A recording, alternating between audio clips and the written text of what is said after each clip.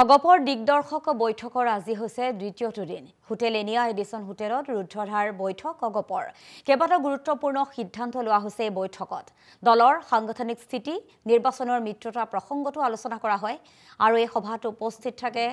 অতুল বৰা, কেশৱ মহন্ত, লগতে দলটোৰ কেইবাগৰাকীও নেতা। অগপৰ ইতিহাসত এয়া হৈছে বৃহৎ চিন্তন বৈঠক। কালিৰ দিনটোতো অনুষ্ঠিত হৈছিল 13 ঘণ্টাজোৰা এখন বৈঠক আৰু সেই বৈঠকতো বহু কেইগৰাকী 37 গৰাকীকৈ নেতা উপস্থিত আছিল। সেই বৈঠকখনত পুংখানুপুংখভাৱে আলোচনা কৰা হয় দলটোৰ সাংগঠনিক স্থিতি। আৰু আজি বৈঠকত কেন্দ্ৰীয় সমিতিৰ বিষয়ববীয়াৰ লগতে উপস্থিত 35 জনকৈ জিলা সমিতিৰ সভাপতি আৰু সম্পাদক। ইতিমধ্যে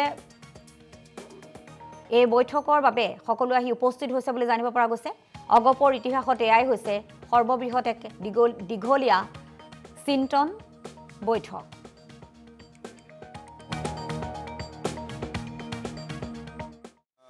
চাওক, আমি অকণমান নিৰিবিলিকৈ চিৰিয়াছলি দলটোৰ ভৱিষ্যত সম্পৰ্কে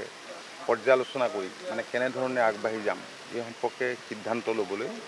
আমি এই স্থানটোকে আমি নিৰ্বাচিত কৰি পেলাই কালিৰ পৰা আমি বহিছোঁ। কালি দলৰ কিছু অংশ জ্যেষ্ঠ নেতা আজি উপস্থিত আছিল, আমাৰ MLA MPৰ লগতে। আজি আমি জিলাৰ সভাপতি সকলক মাতিছোঁ আৰু আমাৰ যিসকল সম্পাদক আছিল, বিভিন্ন দায়িত্বত থকা তেওঁলোকক মাতিছোঁ। আৰু আমাৰ যিকেইটা ভাতৃভগ্নী সংগঠন আছিলে, এই ভাতৃভগ্নী সংগঠনৰ মূল বিষয়ববীয়াসকলক আমি আজি মাতিছোঁ, আজি আলোচনা কৰোঁ। চাওক, চব কথাটো যিবিলাক পলিচি সম্পৰ্কীয় কেতবোৰ কথাটো আমি আজি ৰাজহুৱাকৈ প্ৰকাশ কৰিব নোৱাৰিম বা নকৰিমো। গতিকে বহুত কথাই আমি আলোচনা কৰিছোঁ, এইটোৱে চাগে মাৰাথান এটা পৰ্যালোচনা হৈছে, দিগনিৰ্ণায়ক আলোচনা হৈছে। যোৱাকালি প্ৰায় 8টাৰ পৰা আমাৰ 9:30 বজালৈকে আমাৰ আলোচনা হৈছে আমাৰ কেন্দ্ৰীয় নেতৃত্বৰ মাজত। আজি জিলাৰ সভাপতি আৰু আমাৰ যিটো ছেক্ৰেটাৰী লেভেলত আৰু কেন্দ্ৰীয় সমিতিৰ সভাপতি, কজাগৰ সভাপতিক লৈ এটা চিৰিয়াছ ডিছকাশ্যন হ'ব। ইয়াৰ পাছত আপুনি যি কথা পায় আমাৰ সভাপতিয়ে ধুনীয়াকৈ নিশ্চিত এটা বহুত গুৰুত্বপূৰ্ণ কথা, শক্তিশালী আৰু খুব মানে ৰাইজৰ কাৰণে দলৰ হিত চিন্তা কৰি, অসমৰ জাতীয় জীৱনৰ হিত চিন্তা কৰি এটা খুব সুন্দৰ পৰ্যালোচনা হৈছে, বহুত চিৰিয়াছ ডিছকাশ্যন হৈছে।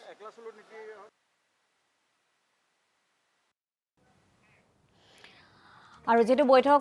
আজি দ্বিতীয়টো দিন, গতিকে আমি পোনপটীয়া সম্প্ৰচাৰ যোগে সবিশেষ জানিবৰ বাবে যাব বিচাৰিছোঁ। আমাৰ সতীৰ্থ আছে জ্যেষ্ঠ সাংবাদিক মাধৱজ্যোতি দত্ত। মাধৱজ্যোতি দত্ত, আপোনাৰ কাষলৈ আহিছোঁ। কোন বৰ্তমান আহি উপস্থিত হৈছে আজিৰ এই বৈঠকত? কালিৰ দিনটোত আমি দেখিবলৈ পাইছিলোঁ 37 জনকৈ নেতা এই বৈঠকত 13 ঘণ্টা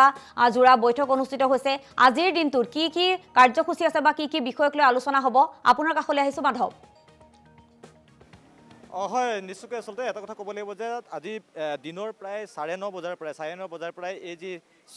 9 মাইল, সেই 9 মাইলৰ যি আনায়া এডিশ্যন, সেই আনায়া এডিশ্যন নামৰ যিখন হোটেল, সেই হোটেলতে ইতিমধ্যে অসম গণ পৰিষদৰ যি ৰুদ্ধদ্বাৰ বৈঠক, সেই ৰুদ্ধদ্বাৰ বৈঠক ইতিমধ্যে আৰম্ভ হৈছে। আজি দ্বিতীয়টো দিন আৰু বিশেষকৈ দলৰ যিসমূহ সাংগঠনিক দিশ, অৰ্থাৎ 2026 যি নিৰ্বাচন, সেই 26 নিৰ্বাচনৰ ৰণকৌশল প্ৰস্তুতৰ বাবে আচলতে এনেধৰণে তেওঁলোকে অতি গোপনে, বিশেষকৈ সংবাদ মাধ্যমৰ পৰাও তেওঁলোক আঁতৰি থকা পৰিলক্ষিত হৈছিল। আমি যিহেতু কিছু সময় পূৰ্বে আমি দলটোৰ সভাপতি অতুল বৰা ডাঙৰীয়াক আমি যেতিয়া প্ৰশ্ন কৰিছিলোঁ, তেওঁ তেতিয়া কৈছে যে এইবাৰ আমি বিষয়টো চিৰিয়াছলি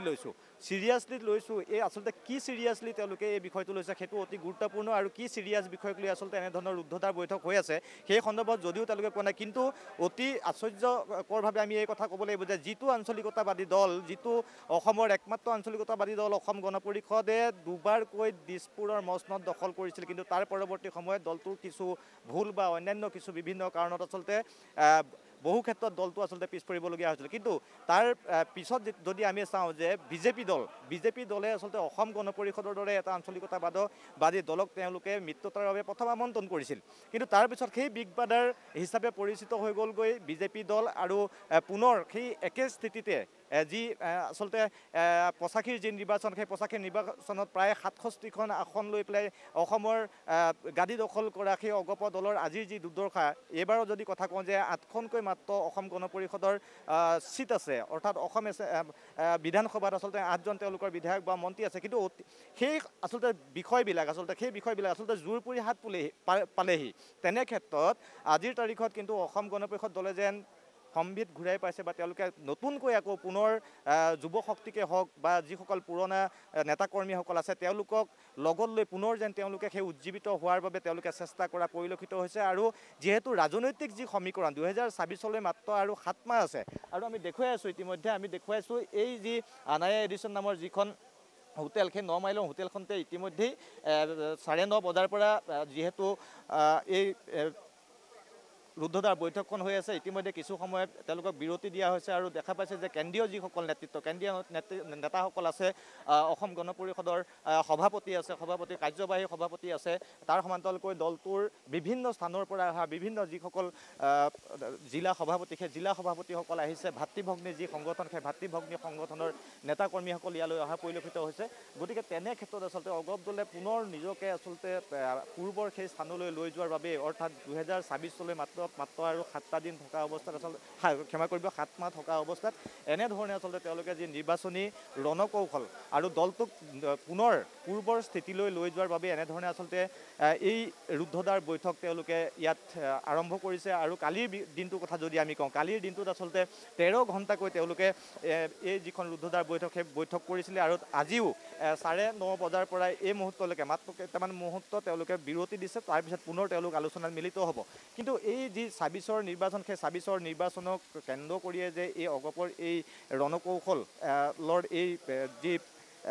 চিন্তন বৈঠক এই চিন্তন বৈঠকে কিন্তু বিশেষ তাৎপৰ্য বহন কৰিছে অৰ্থাৎ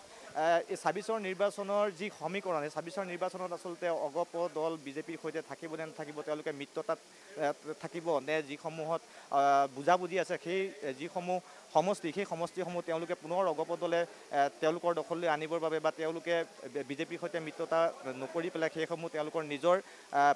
প্ৰাৰ্থী প্ৰক্ষেপ কৰিব নেকি সেই আচলতে সেই তেনেকুৱা ধৰণৰ অতি গোপন বিষয় কিছুমান ইয়াত আলোচনা হৈছে যিটো অতি এইবাৰৰ